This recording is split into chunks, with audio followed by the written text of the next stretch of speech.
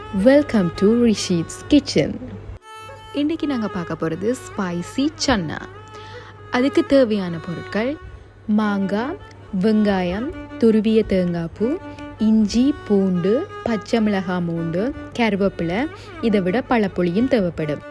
வீடியோவில் இருக்கிற மாதிரி வெங்காயத்தை 2 ஷேப்ஸில் கட் பண்ணி வச்சுக்கொள்ளுங்க. மெயின் இன்க்ரீடியன்ட் கொண்டக்கடலை தான். அவிச்ச 1/2 கிலோ கொண்டக்கடலை இதில் இருக்குது.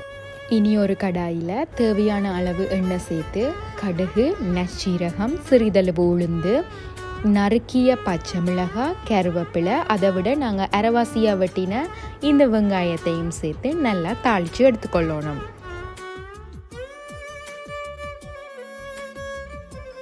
இப்படி வெங்காயம் நல்லா தாளித்து வரக்குள்ள இதோட இஞ்சி, பூண்டு விழுது, துருவிய மாங்காய் சேர்த்து நல்லா கிளறி விட்டு கொள்ளுங்க.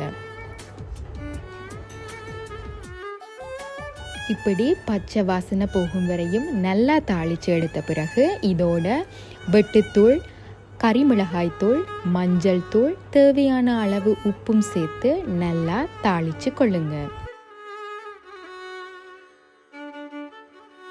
இதோட நாங்கள் துருவி வச்ச தேங்காய் பூவையும் சேர்த்து நல்லா மிக்ஸ் பண்ணி கொள்ளலாம்.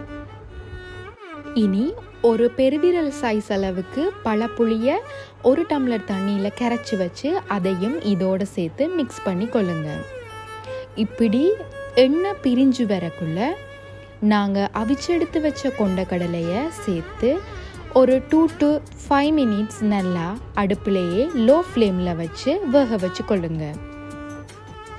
இனி டைஸ் பண்ணி வச்ச பச்சை வெங்காயத்தை இதோடு சேர்த்தா ஸ்பைசியான சன்னா ரெடி.